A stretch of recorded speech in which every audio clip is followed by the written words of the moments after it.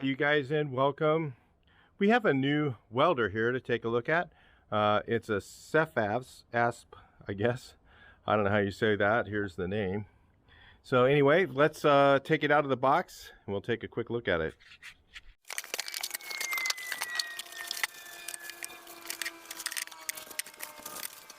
All right, let's take a look here. We've got a nice wand. We'll look at the length here in a second. We've got the, it has a plastic feed system. Looks like it's made with some decent plastic. It does take a full spool of wire. It has nice looking stuff there. Let's take a look at that in a minute. We've got the, it does flux core, it does MIG gas, it does everything here. So got a nice looking gas line that comes with it.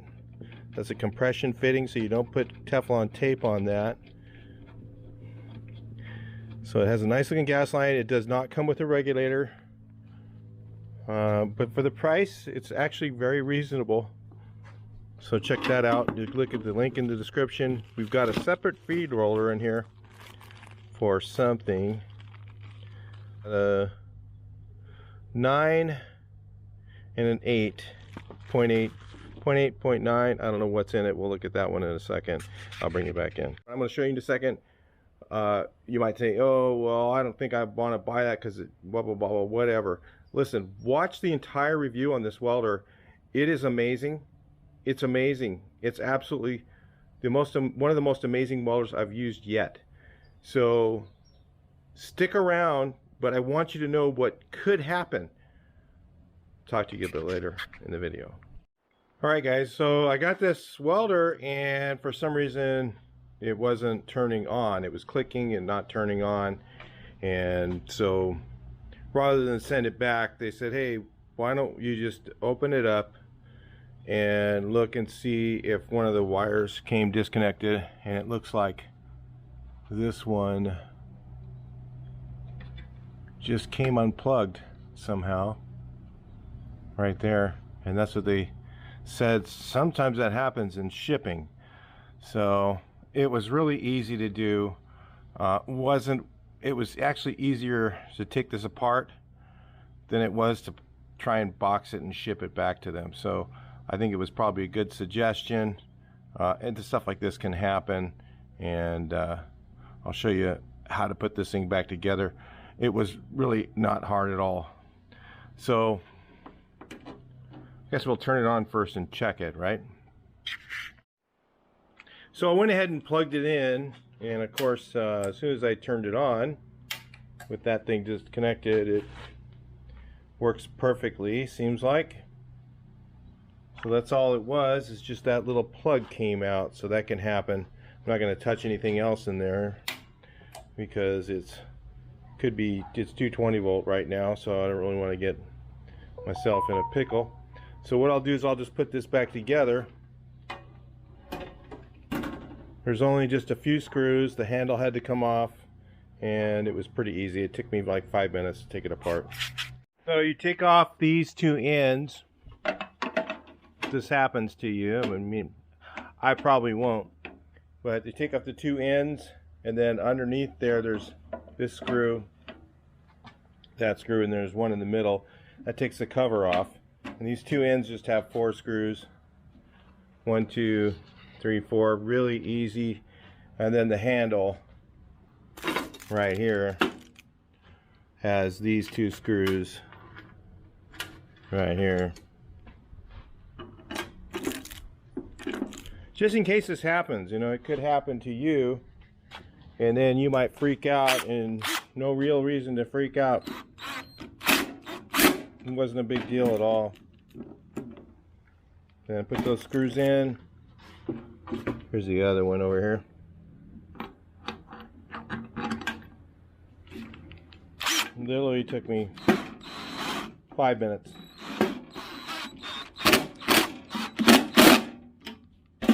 Shouldn't happen, but you know, it can. Okay, so I'll put these 4 screws on these, 4 screws on that. We're back together. Those of you guys are going to see negative comments. This did pass the factory inspection before it left. That happened obviously in shipment. Can happen. So that worries you. Go to the local welding supply and spend $3 grand for a machine, then you won't have this issue. And that's, you know, what you got to deal with when you get stuff online and it comes to you shipped. It's just possible, and it's really not a big deal. It took me literally 10 minutes total probably to take it apart, fix it, put it back together. So anyway, I was going to show you this. Really cool. So this is a fully synergic setting. So if you see here, there's 14 volts. As I turn this knob up, the wire speed goes up automatically. Okay, so if you guys are looking for that automatic settings, the easiest type of settings that you can do, you know, all you got is you got one knob, you just turn it up, turn it down, and now when you go to the different, you know, types of settings, so if you go from MIG to flux, it does the same thing, right? This knob doesn't do anything for that, but it only goes up and down. But when you go to like MMA, which is stick welding, you can adjust, well, it still does amps only, so you got amps for stick welding if you want to do stick. I prefer not. I found these synergic settings machines to be really, and this one also does a spool gun. Yeah, you got to have the spool gun connected for that to work, but it has the ability to do one. You got lift TIG. Of course, you're going to have yeah, it does the same thing, automatic settings, so it's pretty cool. Does the volts and the amps for that. But we're going to go with MIG mix. That's what we're using. So we're going to test this with gas. We're not going to test it with flux core. Again, I don't usually do that because the main reason, you know, if you're doing any automotive type of thing, you want gas. I only have 0.035 wire, so let's see how that works with sheet metal, and maybe it will work fine. Shouldn't make much difference between 0.35 and 0.30. There's not much difference in the size, so let's try it and see what happens. So I've got that in there. We're going to weld some thick steel, we're going to weld some sheet metal and see how this thing works. So as you can see, we've got a pretty good size, healthy gap there. And we're going to try and weld up. This is 20 gauge sheet metal.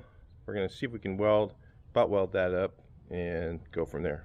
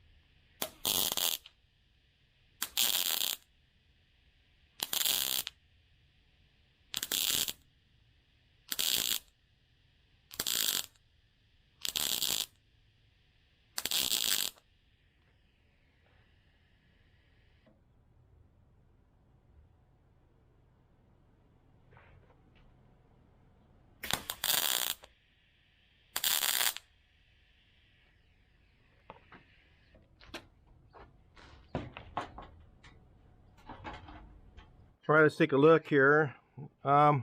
Did that actually pretty easily. Didn't burn through at all with 0.035 wire. 0.030 would be a little bit easier. I did get a little bit mounty because of the wire thickness. So, but if you see here, it's pretty flat, and then I got a little mounty. It may have been because the metal wasn't really super clean, but it actually welded sheet metal. I mean, these new welders, I really can't believe I'm using thick wire and they're actually welding sheet metal with no issues. I mean, just no burning holes or anything. I've never seen that with any other welder, these newer ones. Now, I think it's cool about this welder, I'm at 15.1. That's my first adjustment. I just turned it on, I went, well, probably around there. And that's about where the other one is. Maybe if I run a little bit hotter, I get a little bit flatter weld. You know, we could try a few things here. But this machine is actually really easy to use.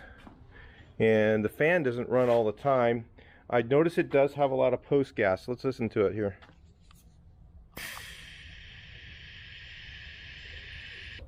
It's kind of a long post gas for me. It works okay. I mean, that's okay. For some guys, they're going to like that because that helps keep the weld clean. But that's a lot of gas running, kind of like the Harbor Freight welder. And that's one of the things I didn't really like about that, because I don't like that much post gas, just because, not because, you know, it's not good, it's just because it uses a lot of gas. Okay, and particularly I don't like that as far as myself. But maybe there's a way to, I don't see another way to adjust that any. What's this here?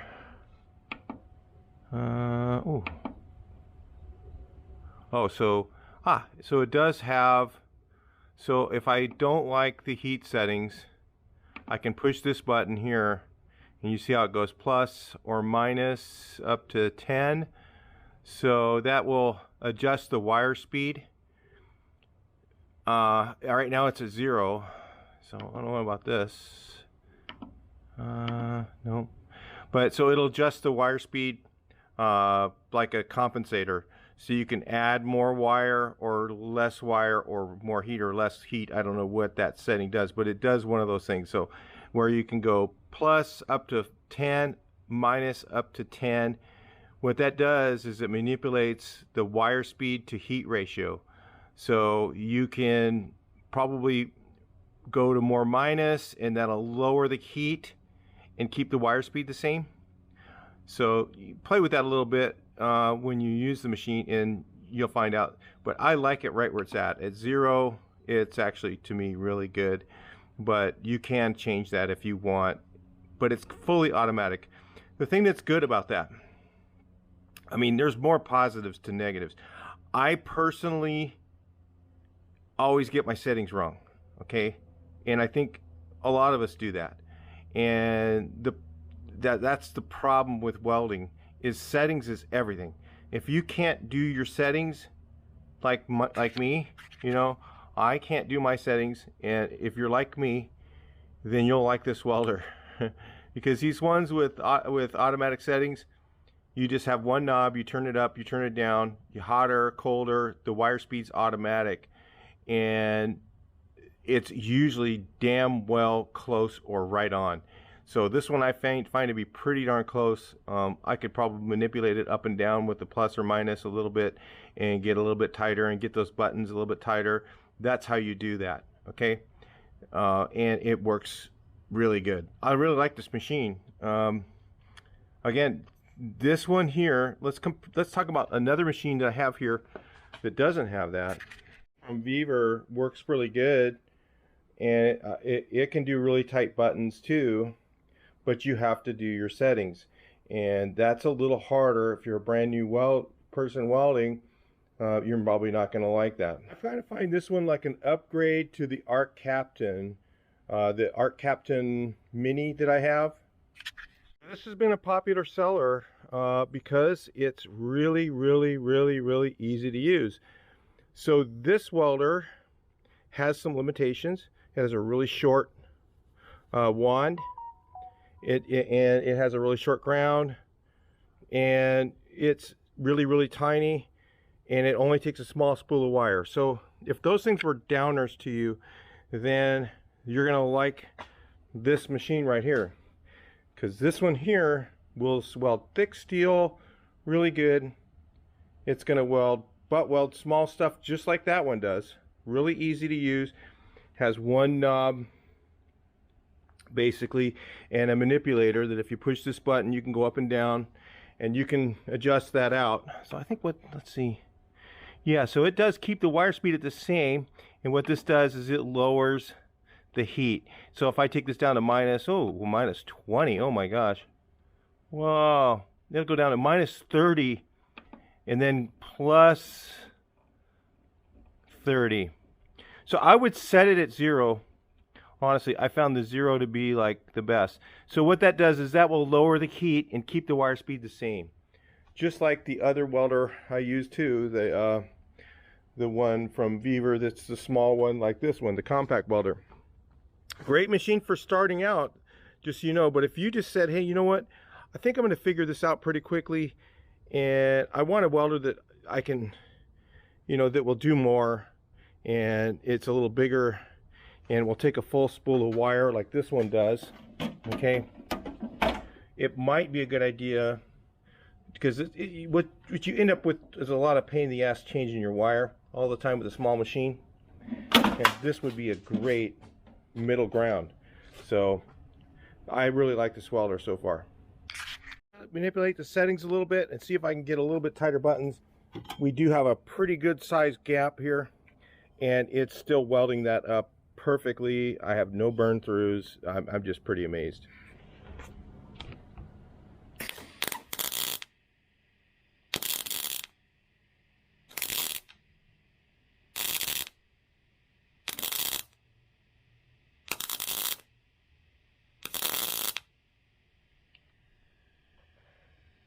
Now, if you guys can see that, I just laid it down flat as hell. And what I did is I went to, I raised the heat to +4. All right, look at how flat that is. There's no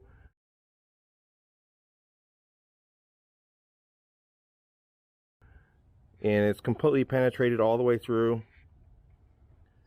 That is absolutely amazing. Wow. So just the first time, I mean, I did it without burning through anywhere. I did it the second time after playing with the settings just a little bit, and got it almost no grinding to do. I mean, that's like almost perfect right there. And again, the first time I've used this machine, just turned it on.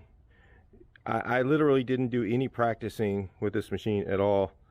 I let you guys see what I did for the first time using it. And I got a little mountainy here, but that's okay. I didn't burn any holes. This, I got completely flat welds and no burn throughs, nothing, with 0.035 wire. Wow.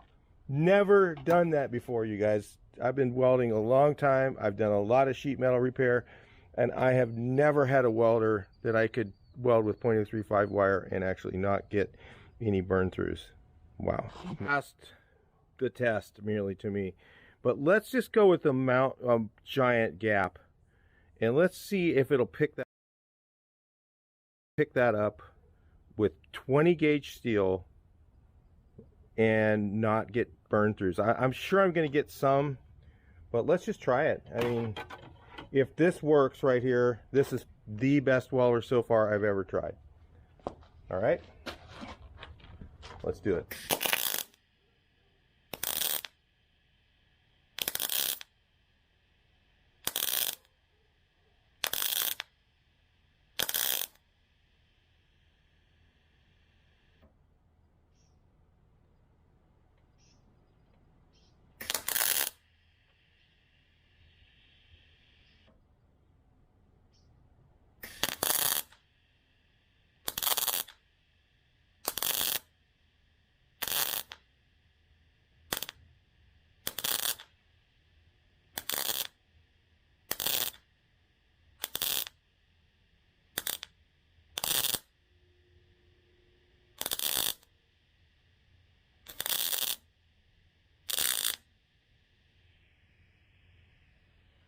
So I did get a little tiny bit of burn through.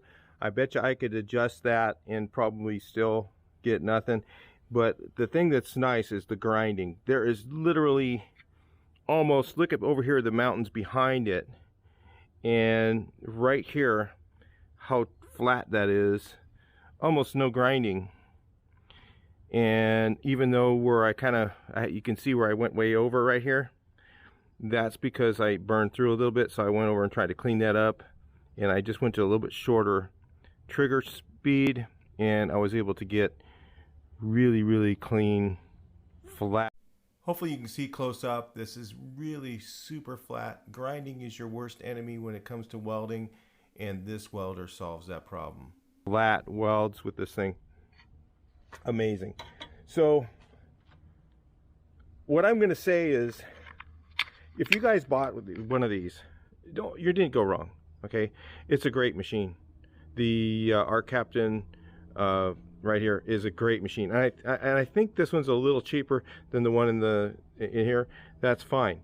But if you want something, if you're saying, hey, you know what, I think I'd rather just start out with something a little bit better than that, this machine here, I would say, is probably, it's got a longer ground, it's got a longer wand, it's a little bit, of course, a little bit bigger machine. It's kind of big. Okay, if you don't have a lot of space in your shop, you know, if you're really tight for space, the other one might be fine, but it also takes that full spool of wire. It does only have a plastic feed system, which it's a little bit, you know, I mean, not a real big deal, but it, you know, is it going to last as long as one that has a metal feed? Maybe, maybe not. Sometimes those metal feeds are made out of pot metal and they don't last anyways. So this one, again, I didn't have no issues with. I've had no issues when I fed the wire. I didn't have any issues with it slipping, nothing like that, because you're using bigger wire as well. So instead of using 0.0235 or 0.023 or what's it called, 0.6 millimeter, you can use the 0.8 millimeter wire, and you're going to go through less. It's going to take longer to go through a spool of wire. Yeah, a lot of good stuff to that. So anyway, we're going to weld some thick steel. I've got some 1/8 inch over here and a couple other things, and we'll try that. So far though, I'm pretty much very impressed with this welder. That's just, look at that. I mean, that's a huge gap. I mean, I didn't go shy at all on the gap. Look at that massive gap right there, and I didn't burn through it all. I mean, just barely, just the edges of it kind of burnt just a little bit, so I had to go a little shorter strokes, and it just handled it with ease. Really nice, amazing. You can kind of see how it works too. It's kind of neat. So it says 15.7 and 0.0 90 millimeters per minute. So it's a little different than the feet per minute ones. So if you look here at 15.7, so I'll push this, I'll lower it back to 0, and it goes back to 15.1. So it adds voltage and keeps the the wire speed the same. So it's real easy to use, and you can see what it's doing. So that's really neat. So you got your volts will go up, your wire speed stays the same if you play with that knob, or if you go back here and you go back to lowering it. Let's say I go back to -4. Now it goes to 14.4, and then you got 0.090 or 90 millimeters per minute. Pretty neat. To 0, 15.1. That goes to 15.7. So you can kind of see what it's doing, which is cool, because some of them don't really show that in the actual voltage, and this one does. So that's really cool too. A little bit of different test today. We got 2 1/2-inch steel bar, and I'm just going to weld along here. Then we're going to look and see how far it penetrates in there. I mean, this will be a good test. I mean, I'm sure it'll weld this no problem. It's not clean. This welder should weld right through like some rusty stuff and no problems at all. So this is not really clean, but we're going to go ahead and set this up right here, and we're just going to weld that area, then we'll take a look at it afterwards.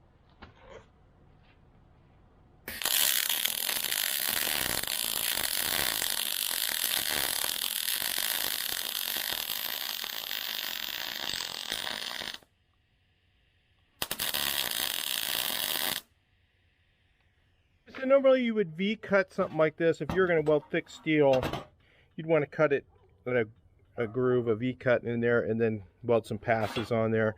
But we're just looking at it to see how far it would penetrate and how it melted into that steel.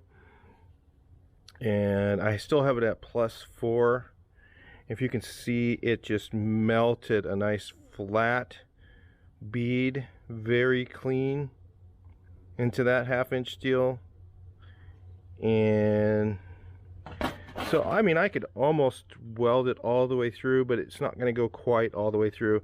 Normally, like I said, when this is only a 200 amp, so it goes up to 19.9, which is more than enough for most things you're going to do. You're going to weld, this will weld 1/8 inch steel all day long.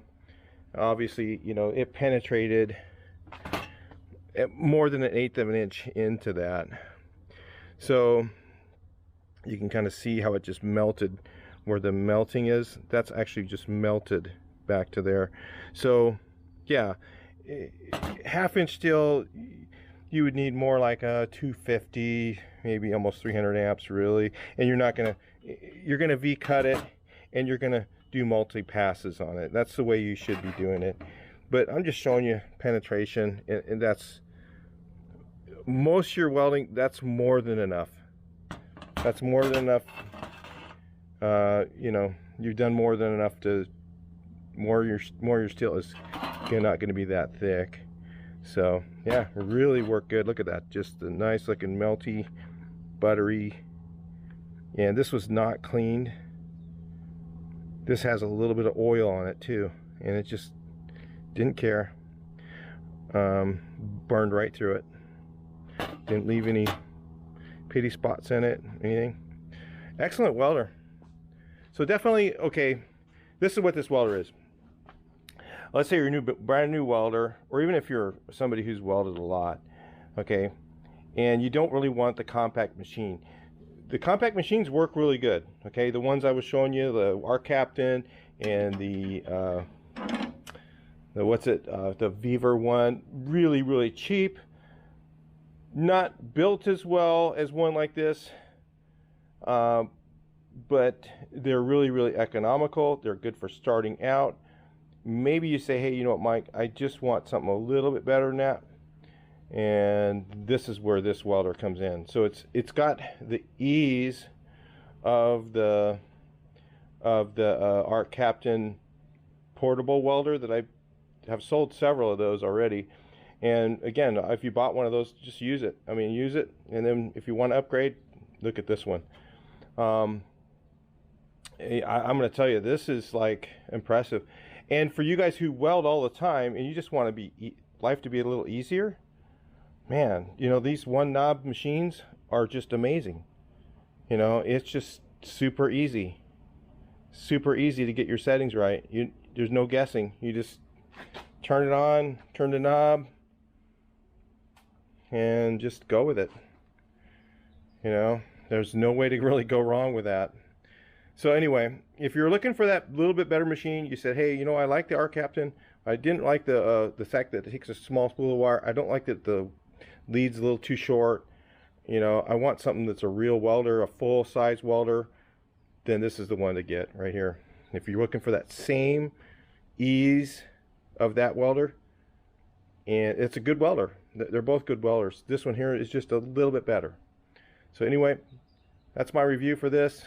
Definitely on the buy list. I'll talk to you guys in the next one, and we'll keep getting more welders and learn more as we go, because I mean, I've never used .030 and been able to butt weld sheet metal ever with any welder I've ever used in my life, ever, until the last 6 months. And we've got 3 of them so far that I can do it with, and this one's 4 welders I've gotten so far, and this one's probably one of the easiest ones.